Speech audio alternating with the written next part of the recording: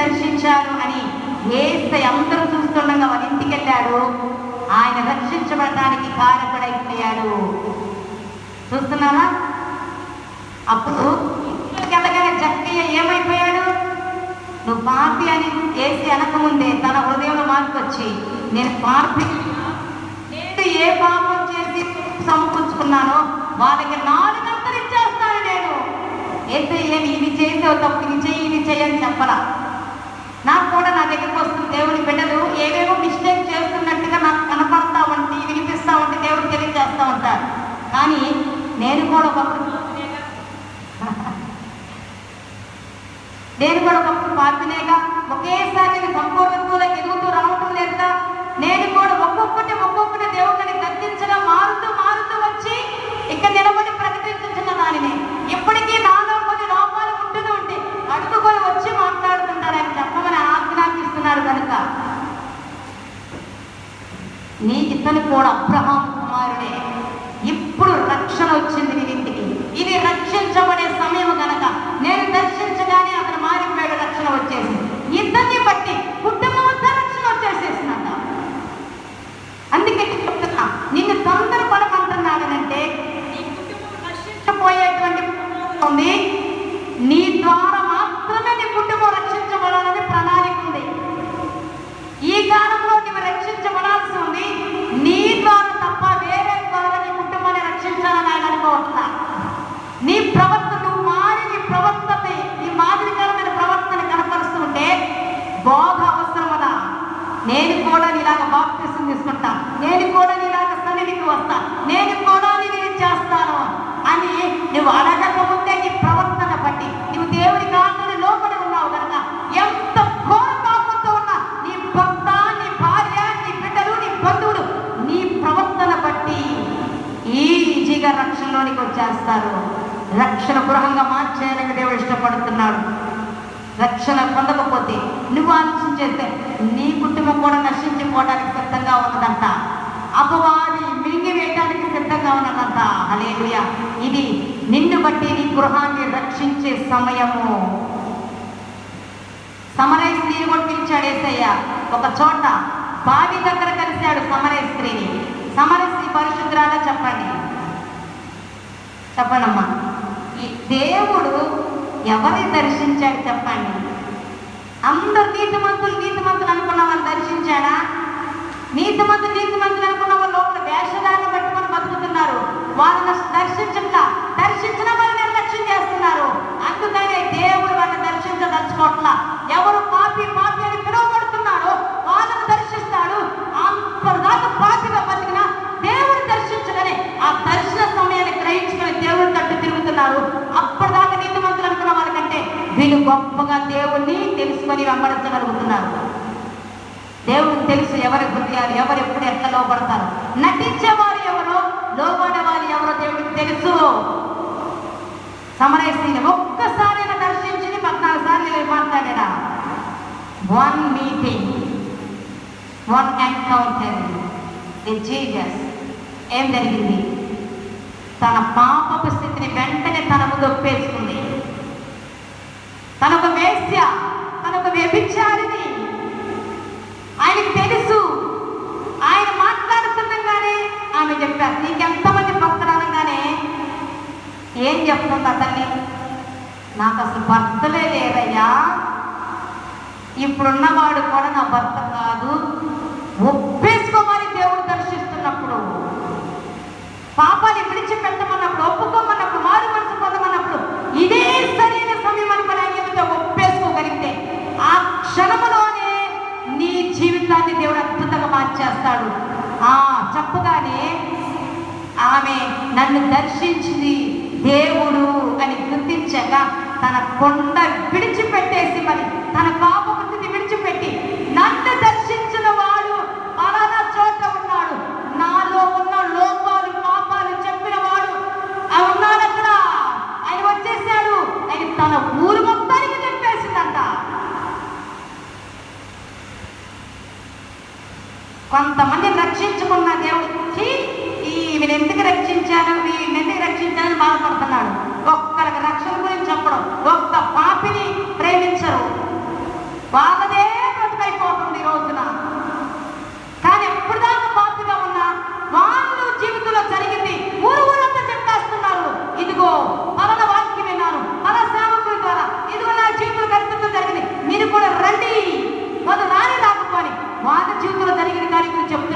వాళ్ళని బట్టి దేవుడికి మహిమ కలుగుతుంది. ఊరంతా చెప్పేసిందంట, నాతో మాట్లాడిన వాడు, నా పాపాలు చెప్పిన వాడు, లోపల చెప్పేదెవరమ్మా దేవుడి కాక.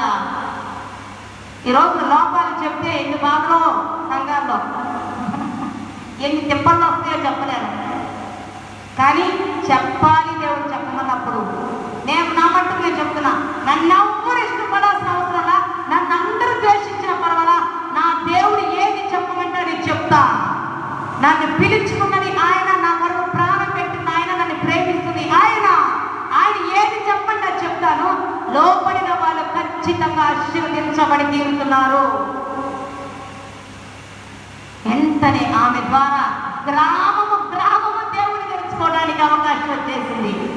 నీ ద్వారా కూడా దేవుడు అదే ఆశిస్తున్నాడు. నిన్నెంతమంది పాపి అన్న పట్టించుకోవద్దు, నిన్నే నీ గ్రామాన్ని కొరకు వాడుకోవడానికి ఇష్టపడతాడు.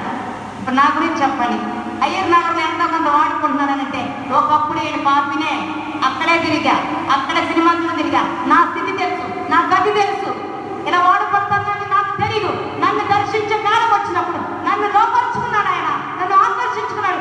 ఈ కాలంలో అక్కడ వాడబడాల్సింది గ్రామం మొత్తానికి దేవుడు తన సువార్తను ప్రకటిస్తున్నాడు.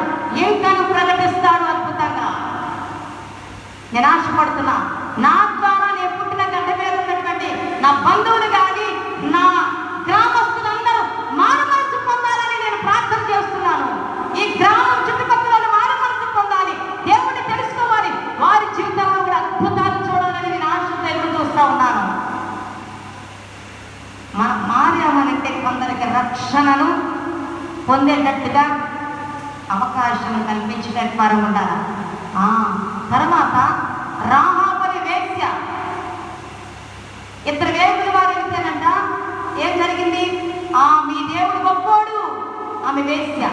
ఈరోజు ఈ మాటలు వింటున్న వారిలో నువ్వు ఎంత ఘోర పాపమైనా, నీ చుట్టూ ఉన్న వాళ్ళందరూ ఎప్పటి నుంచో భక్తి చేస్తున్న వారైనా, ఇప్పుడు దాకా నువ్వు పాపమైనా, దేవుడి నేను పాపిగా చూడటం స్నేహితుడా, ఈ రోజు కనుక నీ రక్షణ విషయంలో, నువ్వు బాప్తిసం విషయంలో, నీ మారు మనసు విషయంలో, నీ పాపములు పశ్చాత్తాపంతో ఒప్పుకునే విషయంలో త్వరపడగలిగితే, చక్కయ్యలాగా నీ పాపములు దేవుని యొక్క ఒప్పుకొనగలిగితే, నిన్ను రక్షించి నీ ద్వారా నీటికి రక్షణ ఇవ్వడానికి ఆయన ఎదురు చూస్తున్నాడు. నీలోనికి, నీ గృహంలోనికి రావడానికి ఆయన వెయిట్ చేస్తున్నాడు, నిన్ను త్వరపడమంటున్నాడు. రాహాబు తన కుటుంబం అంతా నశించుకోకుండా రక్షించబడింది. ఒక్కసారి మాట్లాడితేనే, ఒక్క మీటింగే హల్లెలూయా సాక్షులుగా బ్రతికేశారు వాళ్ళు దేవుని విడలాగా. ఇంకొకటి చెప్పనా, ఈరోజు నా దేని గురించి ఎక్కువ మాట్లాడుతున్నట్టున్నాడు దేవుడు. ఫిలిప్ అనే భక్తుడికి దేవుడు చెప్తాడు, పలానా నపుంసకుడు వస్తున్నాడు అధికారి, అతని దగ్గరికి వెళ్ళి నా రక్షణ గురించి చెప్పు అని చెప్పాడు. నపుంసకుడు అని తెలుసు కదా, నపుంసకుడు అంటే నీకు వేరే చెప్పవసరం లేదు. అంటే ఫిలిప్పు దేవుడు చెప్పిన వెంటనే తన ఆత్మ ద్వారా తోడుకొని పోయినప్పుడు నపుంసకుడిని కలుసుకున్న తర్వాత ఆయనకి రక్షణ గురించి తెలియదు. ఏదో బయట చదువుతున్నాడు, దేవుని సన్నిధికి వెళ్తున్నాడు. రక్షణ గురించి, బాప్తిసం గురించి ఎవ్వరు వివరణగా చెప్పలా. కానీ ఒకటి, దర్శించే కాలం వరకు అట్లా ఉన్నా, నిన్ను దర్శించే సమయంలో నీకు అర్థమయ్యేటట్టు చెప్పడానికి నీ కొరకు ఏర్పాటు చేసి సేవకులను పంపిస్తాడు. ఏమాత్రం కంగారు పడాల్సిన అవసరము లేనే లేదు, చింతేం లేదు. సేవకునే పంపించాడు ఫిలిప్ని. అక్కడికి వెళ్ళినప్పుడు నపుంసకుడు యెషయా గ్రంథం చదువుతా ఉన్నాడు, యేసయ్య శిలువ త్యాగాన్ని గురించి అర్థం కావట్లా చదువుకొని వెళ్ళిపోతున్నాడు. ఫిలిప్ వెళ్ళి అన్నాడు, బాబు ఏం చదువుతున్నావు? ఇదిగో యెషయా 3వ అధ్యాయం, ఇదిగో గొర్రె వదకు తేబడినట్టు మౌనంగా ఉన్నదని రాయబడింది. ఇది ఎవరి గురించి? అవునా, నీకు అర్థం కాలేదా? చదువుతున్నామంటే నాకు అస్సలు అర్థం కావట్లేదయ్యా. ఇప్పుడు నేను చెప్తా వినని. 53వ అధ్యాయం చదువుతున్నదంతా యేసుక్రీస్తు ప్రభువాని గురించి, నీ కొరకు, నా కొరకు, సమస్త మానవాళి కొరకు నశించిన దాన్ని వెతికి రక్షించడానికి ఈ భూమి మీదకి నరావతారిగా వచ్చి ప్రాణత్యాగం చేసిన దేవుడు. ఆ యేసుని విశ్వసిస్తే, ఆ యేసు నామమున బాప్తిసం పొంది రక్షించబడి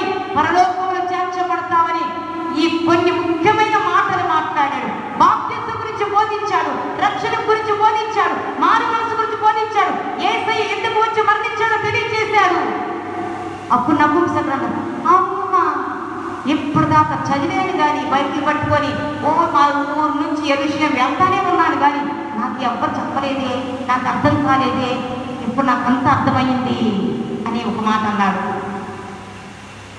అది కూడా ఒక్క మాట చదవండి. అపోస్తల కార్యములు ఒక్క మాటే చదివిస్తాం. 8వ అధ్యాయము అపోస్తల కార్యములు 8వ అధ్యాయం చూడదమ్మా.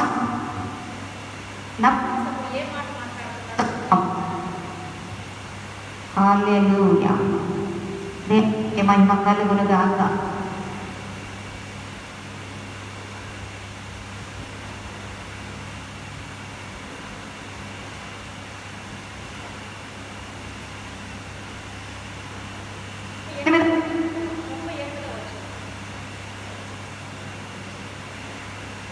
ముప్పై 38 ఉంది కదా, అది చదువు. వారు త్రోవలో వెళ్ళుచుండగా నీళ్ళున్న ఒక చోటకి వచ్చినప్పుడు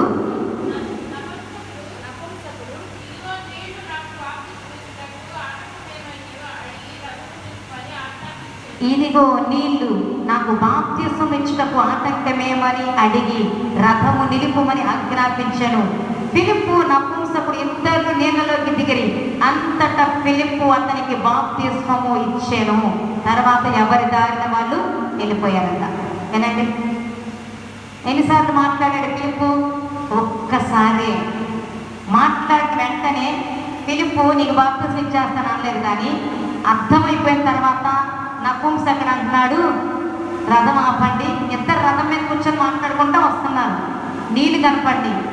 ఆపమన్నది నపుంసకుడు. పాస్టర్ గారు, ఫిలిప్ గారు, ఇదిగో నీళ్ళు ఉన్నాయి, ఇప్పుడే నేను బాప్తిసం తీసుకోవడానికి కుదురుతుందా, ఆటంకం ఏమనుందా చెప్పండి అని అన్నాడు.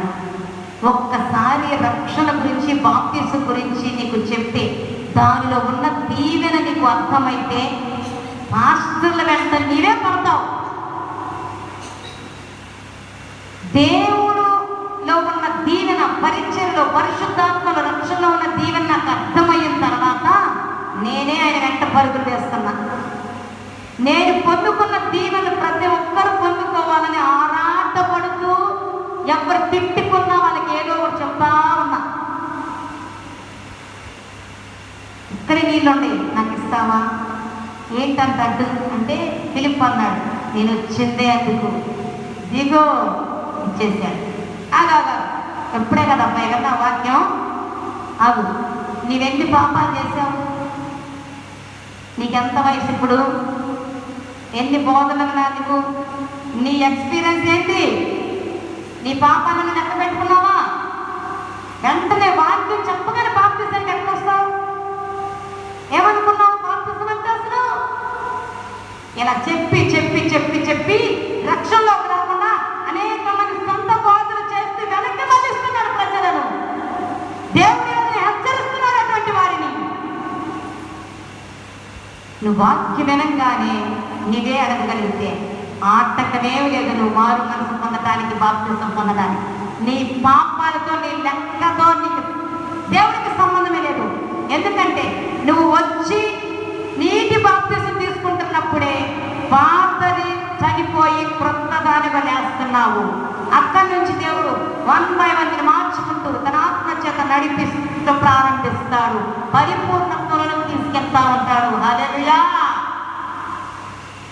ఇన్ని పాపాలు చేశాను, ఇన్ని రోజులు కన్నీరు కార్చాను, ఇన్ని రోజులు, అమ్మో వద్దు వద్దు వద్దు, మోసపోవద్దు. దేవుడు వెక్కిరించబడడు. ఒప్పజెప్పాల్సి ఉంటుంది. చాలా మందికి ఆ టైంలోనే నేను కొన్నిసార్లు దేవుడు చెప్పమన్న వెంటనే చెప్పినప్పుడు వెంటనే బాప్తిసాలు పొందిన వాళ్ళు చాలా మంది దేవుడు నాకు ఇచ్చిన పరిచర్యలు నేను చూస్తా వస్తున్నాను. దేవునికి మాత్రమే మహిమ, ఘనత, ప్రభావం కలుగును గాక. అయిపోయిందిగా బాప్తిసం. ఎవరి దాన్ని వాళ్ళు వెళ్ళిపోయారట. రక్షణ కార్యం జరిగిపోయింది. ఇంకొకళ్ళు సూటిగా దేవుడు ఇంకొక మాట మాట్లాడుతున్నారు. సౌలుని దేవుడు దర్శించిన తర్వాత కళ్ళు పోతాయి కదా.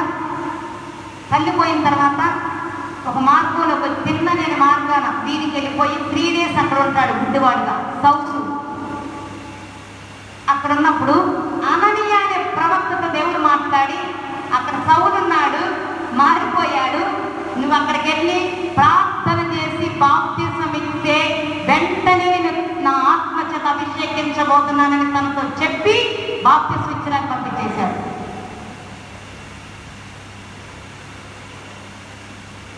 అమ్మాట చదువుతారా? అప్పుడు ఆ ప్రవక్త వచ్చి సౌలుతోనే ఏమాట అంటున్నారు, ఒకసారి మీరు ఇంటే బాగుంటుంది కదా. అపోస్తల కార్యములు 22వ అధ్యాయము 16వ వచనం చదవండి అమ్మ, చాలు.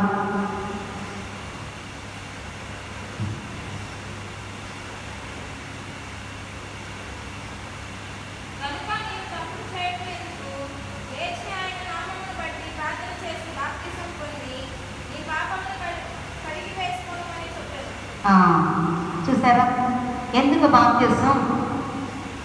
పాపాలన్నీ కడిగేసుకునే మార్గం అది.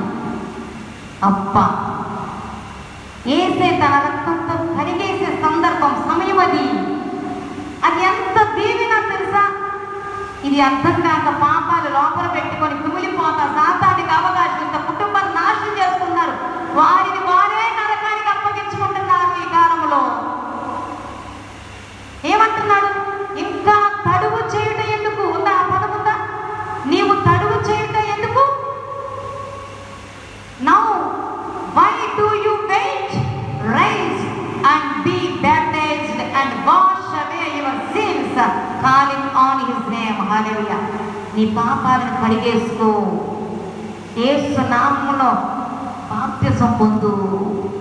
ప్రవక్త వచ్చేసి సడన్గా వచ్చి చెప్పాడు, కొన్ని రోజుల క్రితం చెప్పాడు. చెప్పండి మీరు, దేవుడికి లేని ఆటంకం, అభ్యంతరం కొంతమందికి వస్తుంది ఈ రోజున.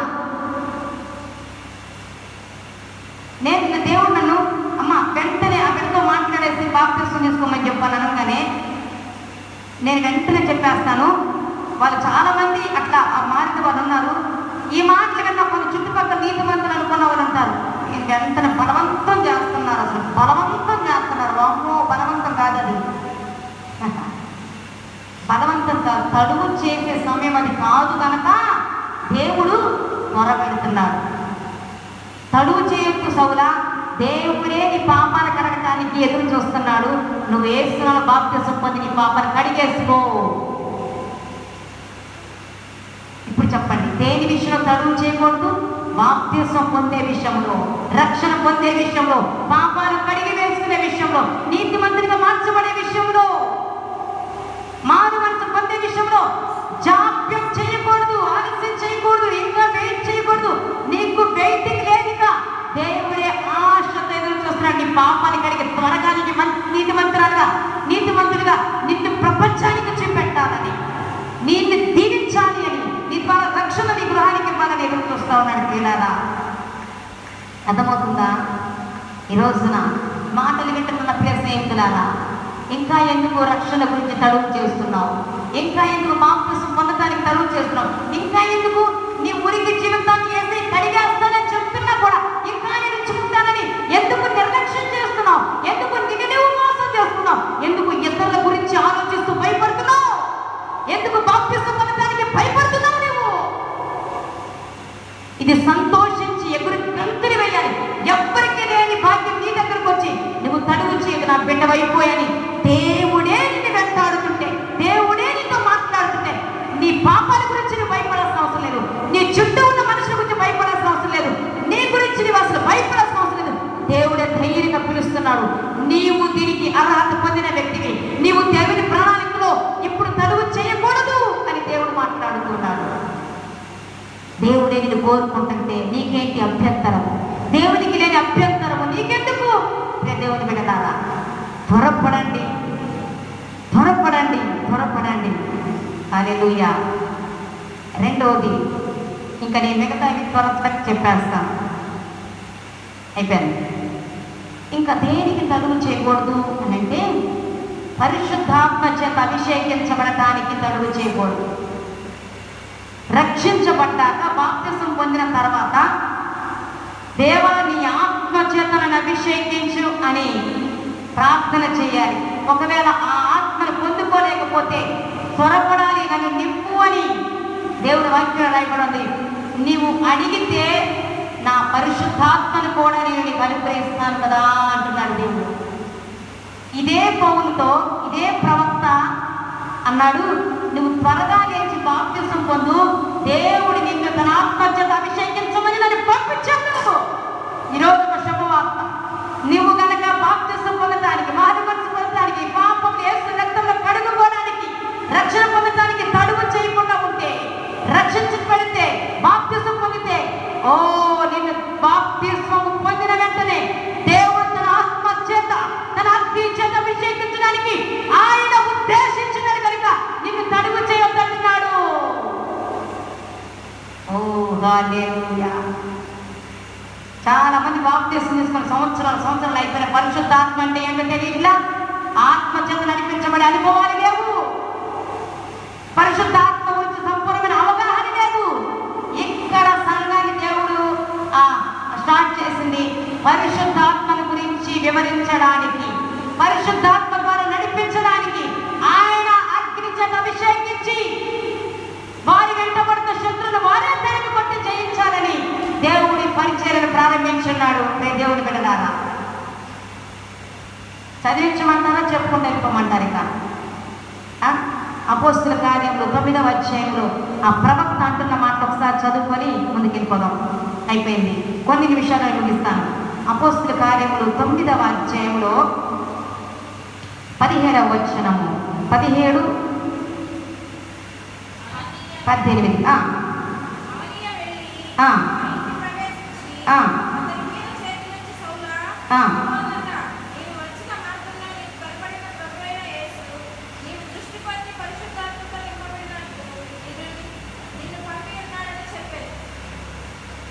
చదువు 18 కూడా.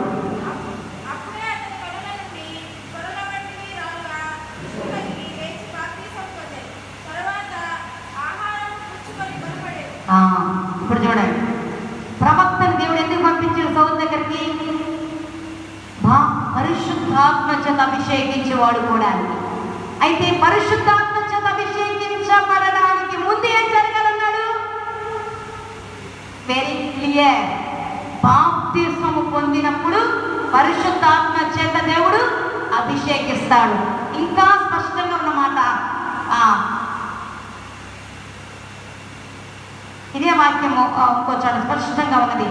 మత్తయి సువార్త 3వ అధ్యాయము 28వ వచనం. మత్తయి సువార్త 3వ అధ్యాయము 38వ వచనం. సారీ అపోస్తుల కార్యములు 2వ అధ్యాయం 38. అపోస్తుల కార్యములు 2వ అధ్యాయము 38వ వచనం.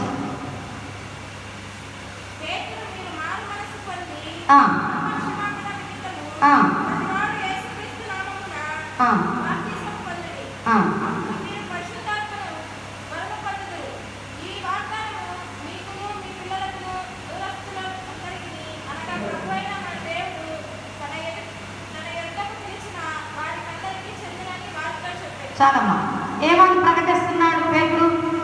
మీరు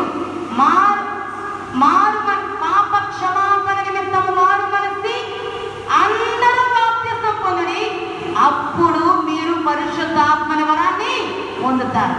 ఇప్పుడు చెప్పండి, ఒక్క సందర్భంలో తప్ప మిగతా వాక్యమంతా అసలు సత్యవాక్యం ఏం ప్రకటిస్తుందంటే, దేవుడు తన ఆత్మ చేత నిన్ను నింపాలంటే, దేవుడు పరిశుద్ధాత్మని వరాన్ని నీకు అనుగ్రహించాలంటే, దానికి ముందు జరగాల్సిన కార్యము రక్షణ కార్యము, బాప్తిస్మము.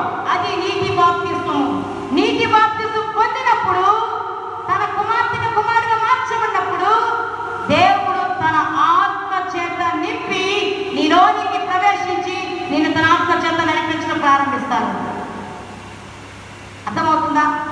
సో నిన్ను దేవుడు తన ఆత్మ చేత అభిషేకించడానికి, బాప్తిస్మం పొందాలని, రక్షకునికి రావాలని ఈ రోజున త్వరపెడుతున్నాడు ఆయనే. త్వరపడు దేవుని బిడ్డలారా, త్వరపడండి అని దేవుని పేట నేను మనవి చేస్తా ఉన్నాను. ప్రవక్తనే పంపించే డైరెక్ట్గా బాప్తిస్మం ఇచ్చేసిరా. అయ్యా నేను ఇప్పుడే కదా వేసేది, ఇప్పుడు దాకా సంఘాన్ని హింసించాను కదా, నా చేతులంతా రక్తంతో తడిచిపోయినాయి. ఒక హంతకుడు,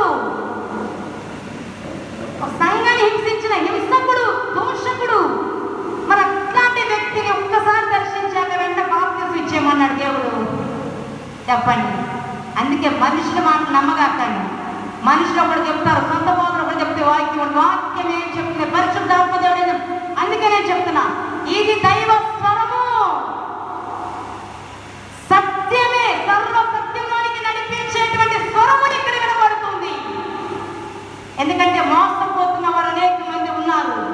ఇక మోసపోకూడదు ఈ ప్రాంత వాసులు దేవుని విషయంలో.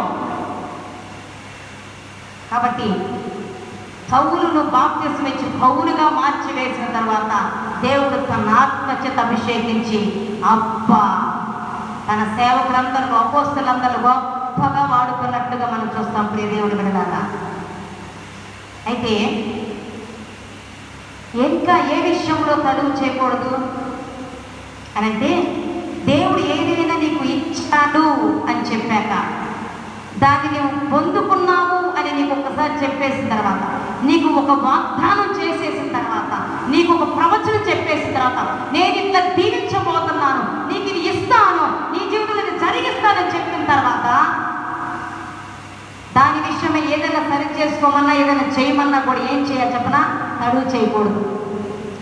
ఈ రోజున నేను నిన్ను నీ అప్పుల నుంచి విడిపిస్తా, నేను నీ కుటుంబాన్ని రక్షిస్తా, నేను ఈ స్థితిలో నుంచి విడిపిస్తానని దేవుడు చెప్పాడనుకో, మనస్ఫూర్తిగా నమ్మేసాయి. ఆయన చెప్పాడు.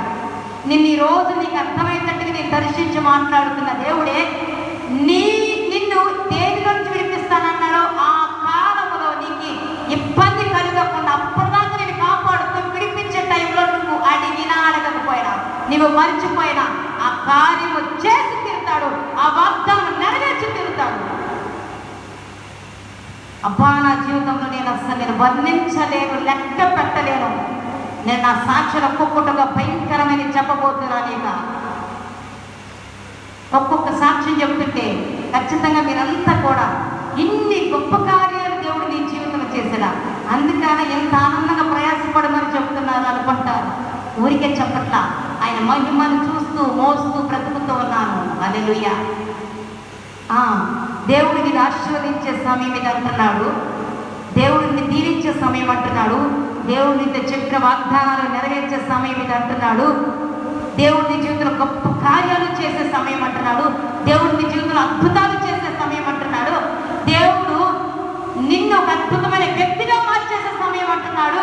ఈ విషయంలో దేవుడికి ఎలా ఉండాలి? సమీపంగానే ఉండు. ఎవ్వరు వచ్చినా లేకపోయినా, ఎవరి చేతను మోసగించబడదు, ఎవరి చేతను వెనక్కి వెళ్ళిపోలేవద్దు. దేవుడి బిడ్డలారా, దేవుడికి సమీపంగా ఉండు.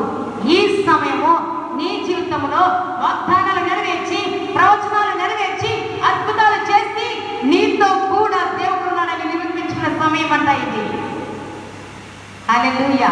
నువ్వు కని విని ఎరుగనటువంటి భూమి కంపించే అద్భుతములు నీ జీవితంలో, నీ కుటుంబంలో, నీవు చేసిన పరిస్థితులను చేసి చూపించబోతున్నాడు.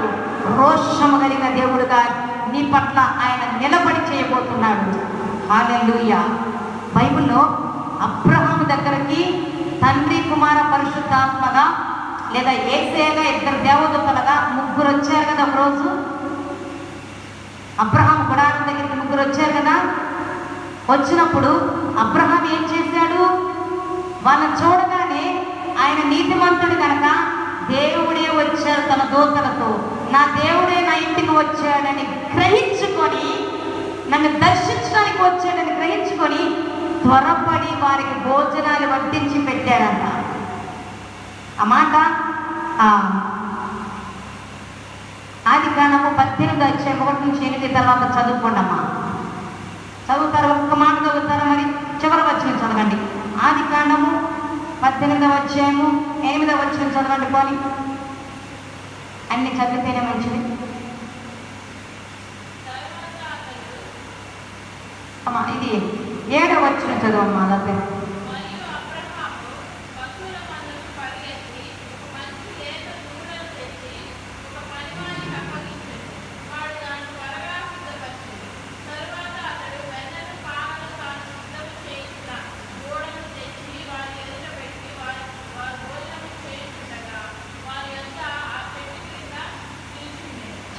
ఏం చేశాడు? వాళ్ళు వచ్చాక త్వరపడి వారికి కావాల్సినన్ని సిద్ధపరిచాడు. అయితే భోజనం చేసిన తర్వాత దేవుడే అబ్రహాం శారాలతో అద్భుతం మాట్లాడేపోయాడు. ఏం తెలుసా? నీతో నేను పలానప్పుడు చేసిన వాగ్దానములు నేను నెరవేర్చబోతున్నాను. నీ జీవితంలో నువ్వు ఎన్నో 25 సంవత్సరాలుగా ఎదురు చూస్తున్నటువంటి ఆ గొప్ప కార్యము, ఆ నీ హృదయవాంఛను నేను నెరవేర్చబోతున్నానని చెప్పి వారు వెళ్ళాడు. అవునా? దేవుడు మీరు కనుక ఏం చెప్తున్నాడో చేయమని మీరు త్వరపడితే తడువు చేయకుండా నీ హృదయ వాంఛలను దేవుడు నెరవేర్చబోతున్నాడు ఈ కాలంలో. నీ హృదయ వాంఛ ఎటువంటిదైనా, అది అసాధ్యమైనా, నీ హృదయంలో ఉన్న కోరికలను, నీ ఇష్టాలను దేవుడు తన చిత్తానుసారంగా నెరవేర్చబోతున్నాడు ఈ కాలంలో. అందుకే దేవుడు నిన్ను తడువు చేయొద్దు అంటున్నాడు దేవుని బిడ్డలారా. అయితే చివరిగా ఇంకొక మాట, ఇంకా ఏ విషయంలో మనం తడువు చేయకూడదు, ఆలస్యం చేయకూడదు అంటే దేవుడిని నిప్పించే సమయం వచ్చినప్పుడు నువ్వు తడువు చేయకూడదు. దేవుడి నీ బంధకాలను, నీ అప్పులను, నీ పాపపు బంధకాన్ని, నీ చలానబడే స్థితిని విడిపించే సమయం అంట ఇది. ఇప్పుడు నువ్వు తడువు చేయొద్దు, ఇప్పుడు ఆలస్యం చేయొద్దు, ఇప్పుడు నువ్వు దేవునికి దూరంగా ఉండొద్దు, ఇప్పుడు నువ్వు దేవుని వెతుకుతూనే ఉండు, ఇప్పుడు దేవుని సన్నిధిలో కనబడుతూనే ఉండు, ఇప్పుడు దేవునికి ప్రార్థన చేస్తూనే ఉండు. ఇది ఏ సమయం అంట? నిన్ను విడిపించే, నువ్వు బాధల్లో ఉన్నావు కదా, నీ బాధలన్నిటి నుంచి విడిపించే సమయం కూడా ఇదే. హల్లెలూయా. దేవుడు ఏది లోపడమన్నాడో దానికి లోపడితే నీ హృదయవాంఛను తీర్చే సమయము, నిన్ను విడిపించే సమయము.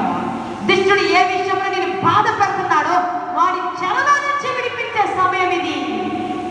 బైబిల్లో మనం చూసినట్లయితే పేతురుని చెరసాలలో వేసేసాడు ఏ రోజు, ఆయన నిద్రపోతున్నాడు. అయితే ఆ రాత్రికి రాత్రే దేవుడు తన దూతను పంపించేశాడు. ఒక్క రాత్రి కూడా తన సేవకుడు చెరసాలలో ఉండటం దేవుడికి ఇష్టం లేదు. ఇక మీరు ఇంకా ఒక్క రోజు, ఒక్క రాత్రి కూడా, ఇక మీరు కొంతకాలము కూడా ఇక ఈ బంధకాల్లో ఉండటం దేవుడి చిత్తం కాదు. మీ అప్పుల్లో ఉండటం దేవుడి చిత్తం కాదు. మీ వ్యాధులతో బాధపడటం దేవుడి చిత్తం కాదు. మీ బంధకాల్లో ఉండటం దేవుడి చిత్తం కాదు. మీరు చెరలో ఉండటం దేవుడి చిత్తం కాదు. ప్రియ స్నేహితులారా, దేవునికి సమీపంగా ఉండండి. మీరు మీ అవమానంలో ఇంకా ఉండటం దేవుడి చిత్తం కాదు. మీ నిందల్లో మగ్గిపోవడం దేవుడి చిత్తం కాదు. దేవుడు ఇప్పుడు నిన్ను మహిమపరిచే సమయము, నిన్ను విడిపించి ఆశీర్వదించే సమయం, నిన్ను విడిపించి వర్ధన చేసే సమయం, నిన్ను విడిపించి నిన్ను మహిమపరిచే సమయం ఇది. హల్లెలూయా. విడుదల మహిమ, విడుదల ఘనత, విడుదల వర్ధిల్లు రెండు ఒక్కసారి ఈ కాలంలో దేవుడు నీ జీవితంలో నెరవేర్చబోతా ఉన్నాడు. దేవుడు తన దూతను పంపించాడు. దూతను పంపించినప్పుడు దూత చెరస తలుపు వేసుకున్న వెళ్ళిపోయింది కదా, వెళ్ళిపోతారుగా. పేతురు నిద్రపోతా ఉన్నాడు.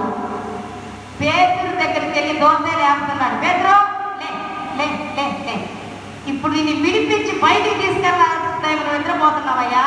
కొంతమంది విడిపించే టైంలో కూడా నిద్రపోతూ ఉంటారు.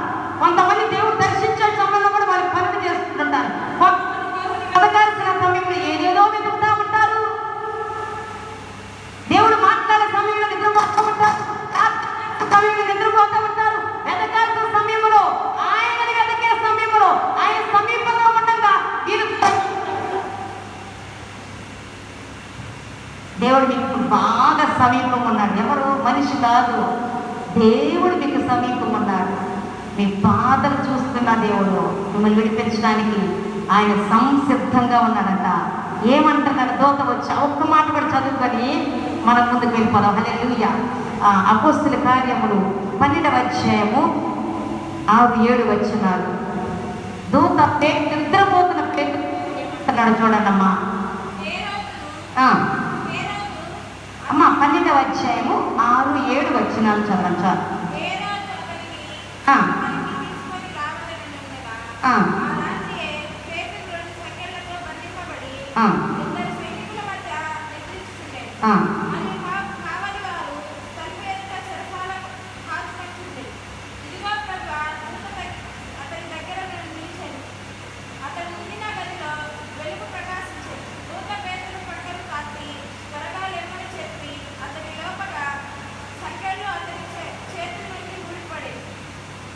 చాలు. ఏమన్నారు దూత వచ్చి చెప్పండి? నిద్రపోతున్న పేతురుని లేపి మరి, ఓ పేతురా, ఈ చెరలో నుంచి విడిపించబడే దినమయ్యా ఇది, రాత్రి అయ్యా ఇది, నీ సంఖ్యలన్నీ ఇది, నీ నువ్వు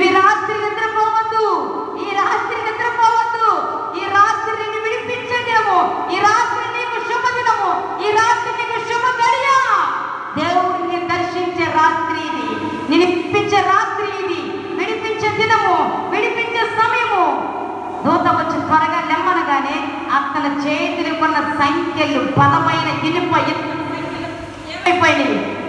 దేవుడు ఆజ్ఞాపిస్తే ఇక సంఖ్యలు ఎందుకుంటాయి? నీ జీవితంలో ఉన్న సంఖ్యలను, నీ జీవితంలో బంధకాలను, నీ జీవితంలో ఉన్న చెరను, సాతాను పట్టి బిగించినటువంటి సంఖ్యలను దేవుడు విడిపించే సమయం ఇది. ఆయన ఆజ్ఞాపిస్తున్నాడు. హల్లెలూయా! దేవునికి మహిమ కలుగును గాక. నీవు ప్రశాంతంగా ఉండే సమయంలోకి వచ్చేసావు. నువ్వు సంతోషంగా ఉండే సమయంలోకి వచ్చేసావు. నువ్వు నెమ్మదిగా ఉండే దినాల్లోకి వచ్చేసావు. నువ్వు ఆదరణ పొందుకునే సమయంలోనికి వచ్చేసావు. నీలో దేవుడు నివసించే సమయంలోకి వచ్చావు. నీలో దేవుడు అందరూ వెలుగు చూసే సమయం వచ్చింది. నీలో దేవుని వెలుగు ప్రకాశించబోతుంది.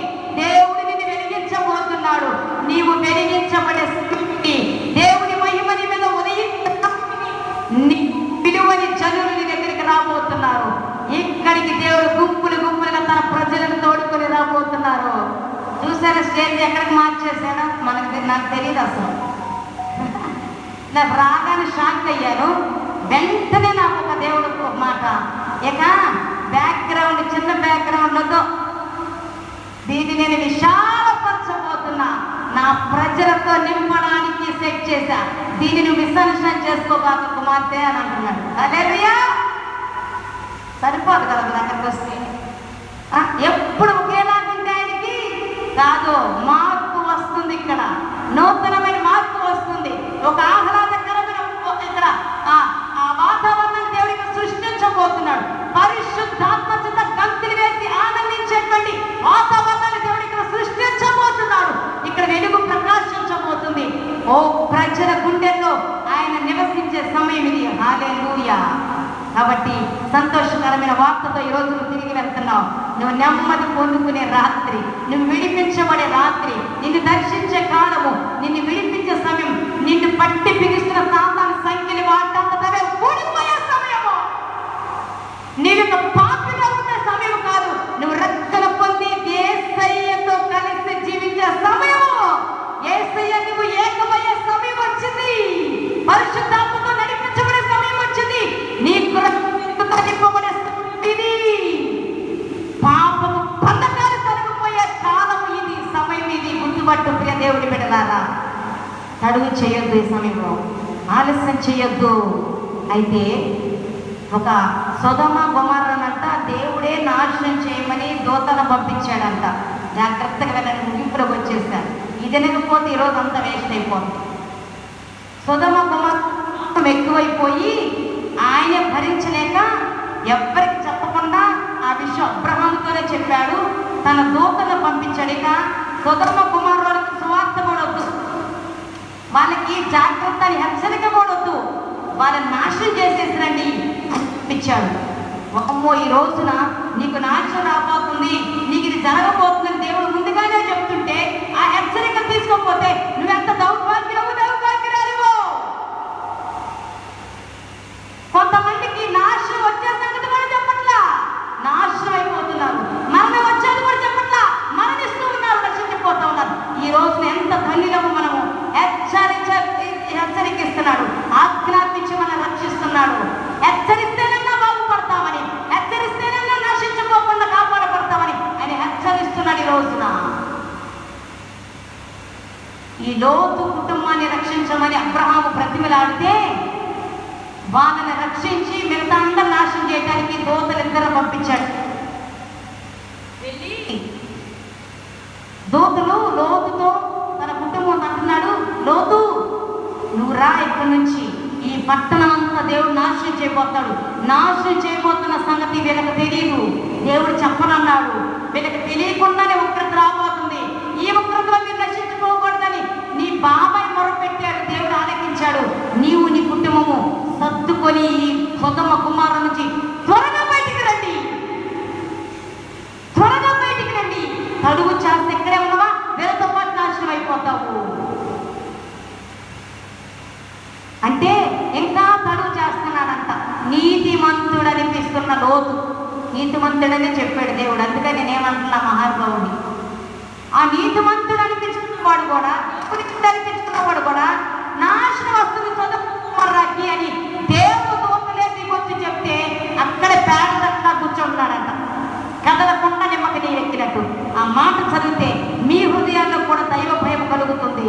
అది మనకు క్షేమమని నేను భావిస్తూ ఉన్నాను. ఆదికాండము 19వ అధ్యాయము 15, 17, 26 చదవండమ్మా ఈ వచనాలకి. ఆదికాండము 19వ అధ్యాయము. హల్లెలూయా.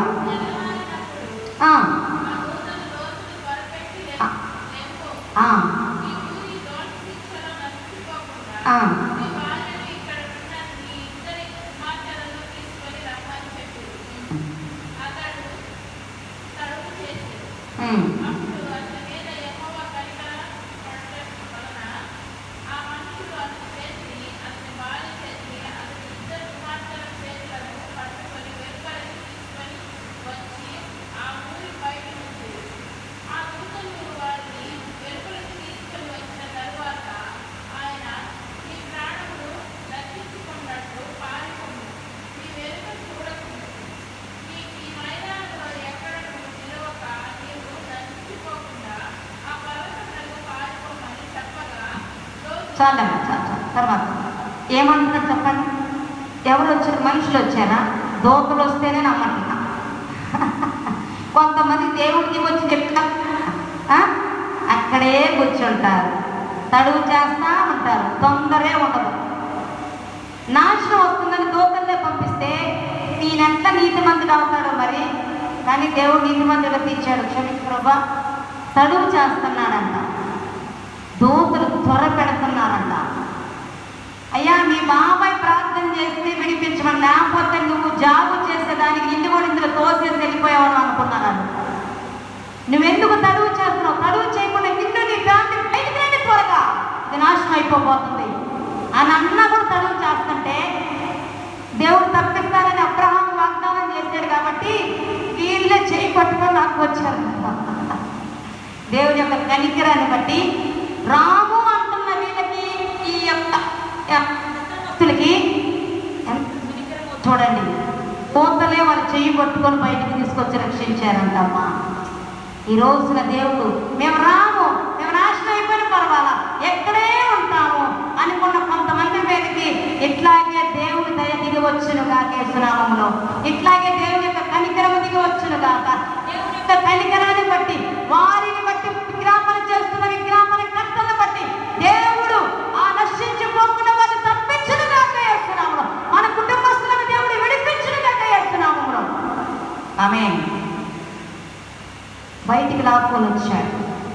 తర్వాత సొత్తులు కూడా మిగలకుండా అగ్ని చేత నాశనం చేసేసేసాడు.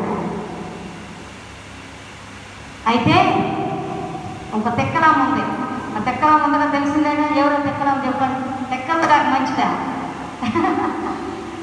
ఏం పడతా వినండి, తిడుతున్నాను అనుకోండి. తెక్కలదా మంచిదా చెప్పండి? ఎందుకో చెప్తా. చెయ్యి బట్టి దూతలే బయటికి తీసుకొస్తే లోతు భార్యని, లోతు బిడ్డల్ని దూతలు అన్నారు, మీరు ఇక్కడి నుంచి పారిపోండి, కనీసం వెనక్కి కూడా తిరగొద్దు అని హెచ్చరించాడు. రాకుండా నాశనం అయిపోతూ ఉన్న వాళ్ళు చెయ్యి పట్టుకొని తీసుకొచ్చాడు కదా. కనీసం ఏమన్నాడు? మీరు ఇక వెనక్కి తిరగకుండా ముందుకు వెళ్ళండి అన్నాడుగా, చెప్పాడుగా, సూటిగా చెప్పి అర్థమైతే చెవులో గుంచుకొని పోయేటట్టు చెప్పాడుగా. ఈ లోతు భార్య ఏం చేసింది? అంటారో మంచిదంట. నీ కొంతమందికి దగ్గరికి వెళ్ళి చెవులో ఊది గట్టి కర్మ పేరు పగిలిపోయేటట్టుగా పగలతో అంటే అంత సూటిగా చెప్తాను, ఫలానా ఫలానా ఫలానా ఫలానా అని వెనక్కి పోతా ఉంటాను, వెనక్కి పోతా ఉంటాను. పోతే పోయేం చేస్తాం? దేవుడు ఏం చేశాడు చూడండి, వెనక్కి పోవద్దు, రక్షించడానికి కనికరపడ్డాడు, బయటకు లాక్కొని మరి వచ్చాడు. కనీసం వెనక్కి నీ వంతు నువ్వేం చేయాలి? అదన్నా చేయాలిగా. లాక్కొచ్చాడు, నువ్వు కనీసం ముందుకు నీ భక్తో పడ్డాడు. ఏం చేసింది? 26వ వచనం చదవండి.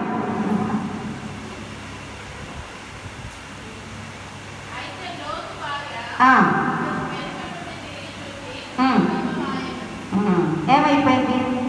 అందుకే తెక్కవి అంటున్నా నేను. అంటే వెనక్కి తిరిగింది, దేవుడు పోనీలే అన్నాడప్పుడు చేస్తున్నా వాళ్ళకి అర్థమై సావలేదు కాబట్టి లాక్కొని మరి వచ్చాడు. సూటిగా వెనక్కి సావును జావన్నారు. ఎంతకెంత జరిగింది? ఉప్పు స్తంభం అయిపోయిందమ్మో. ఇప్పుడు కూడా ఉందంట. వెళ్ళాలి యెరూషలేము వెళ్ళినప్పుడు ఎందుకు ఆమె దర్శించుకునేది దరిద్రం ముందు మంచి ఏసై పాదాలు పెట్టిన దగ్గరికి వెళ్ళి చూసి వస్తాను సాక్ష్యంగా. వెళ్ళకూడదు. అర్థమవుతుందా? వెనక్కి తిరిగింది, ఉప్పు స్తంభం అయిపోయింది, ఎవ్వరికి పనికి రాకుండా పోయింది. కనీసం వీళ్ళన్నా ముందుకెళ్ళిన వాళ్ళు పిల్లలకి అన్నారు, వాళ్ళ వంశాలు ఎట్లా వెళ్ళిపోయినాయి. చూసారా?